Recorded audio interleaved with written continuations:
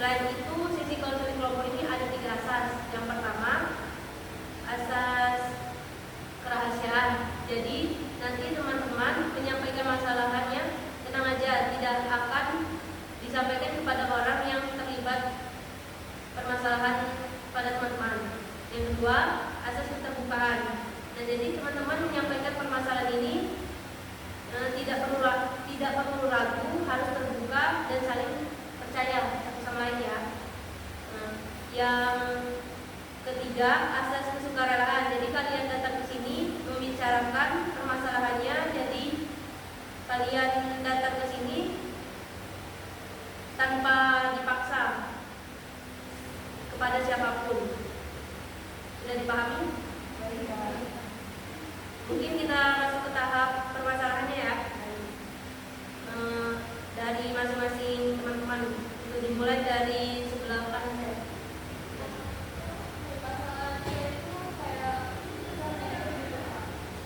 Susah tidurnya kenapa? Kayak kalau udah scroll sosmed itu lupa sama, kalau kan kita ini mau tidur, cuma kayak duluan, terus nanti lupa pelajaran. Jadi kamu tuh sering ganggu sih. Nanti dipotong. Ya.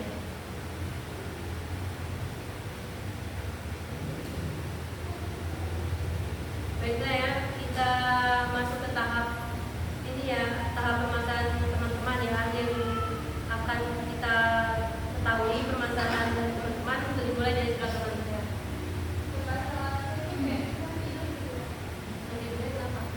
Kayak kalau suka scroll sosmed itu suka lupa kayak kita langsung pulang, cuma nggak sih soalnya nanti scrollnya lama. Jadi sering main medsos ya, jadi kayak lupa waktu gitu ya. Lanjutnya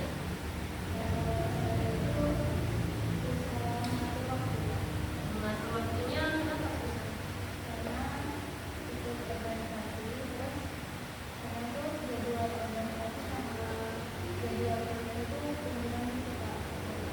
Jadi susah ya, karena ikut organisasi juga sama ada jam kelas juga, jadi kayak ada waktu yang berkurang itu susah bagi waktunya.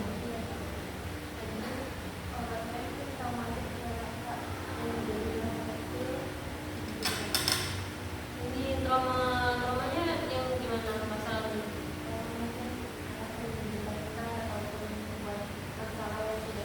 Masalah itu yang tidak terlalu saya tidak sengaja, tapi selalu itu yang membuat saya itu merasa tertekan. Itu apa Nadia karena dibentak itu karena apa? Apa ada masalah? Apa gimana? Ya mungkin namanya anak bermasalah gitu ya, yang buat jengkel atau gimana, buat kesel.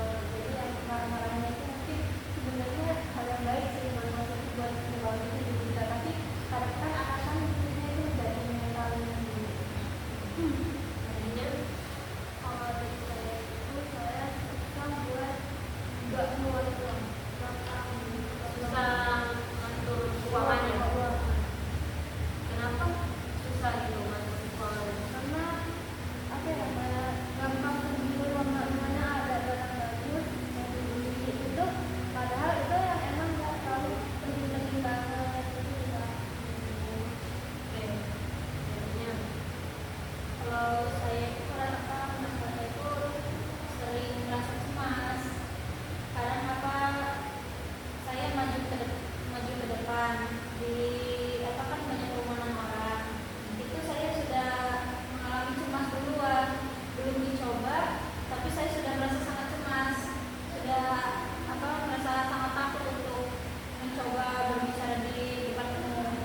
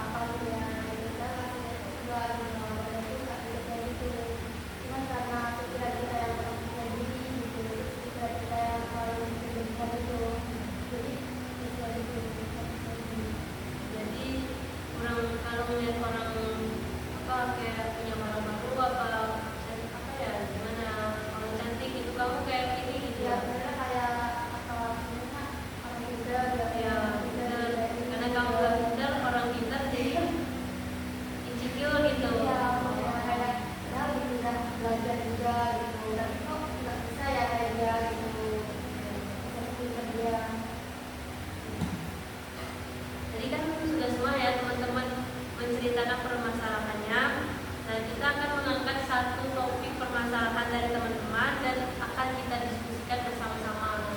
Dari menurut teman-teman, yang mana masalahnya paling berat yang kita diskusikan bersama-sama? Rania. Oke, Rania, coba ceritakan lagi permasalahannya.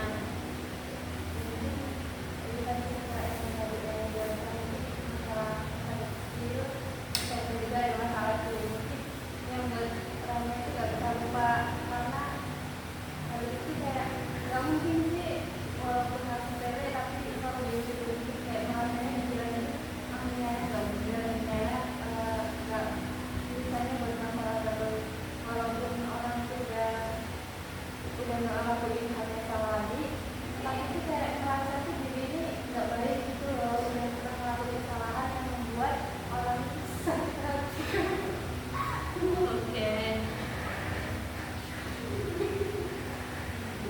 nggak apa-apa.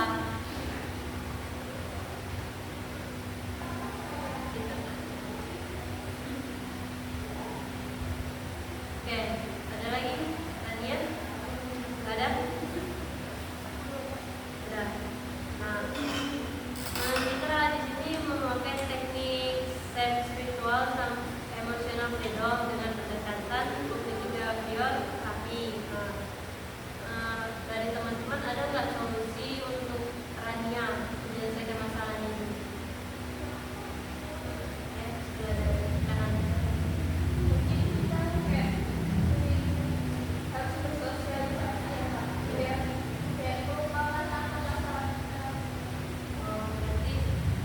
Rania ini harus bersosialisasi. Ya, masalahnya nggak di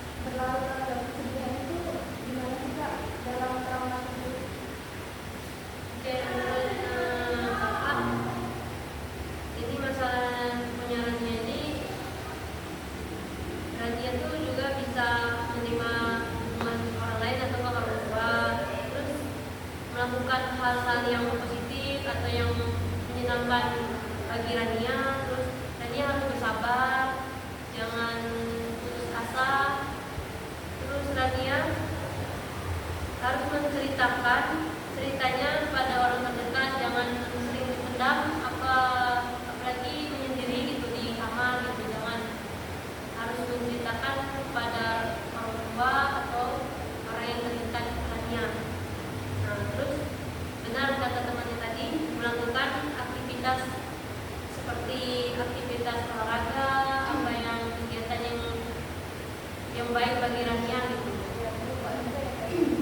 Apa? Ya. Nah, Rania juga harus mencintai diri Rania, jangan kayak membenci diri Rania. Harus menjaga diri Rania. Nah, terus Rania juga bisa melakukan refreshing, apa kayak hobi Rania gitu, biar masa lalunya Rania itu nggak keingat terus gitu. Nah, gimana Rania? Perasaan Rania mendengar solusi dari teman-teman sama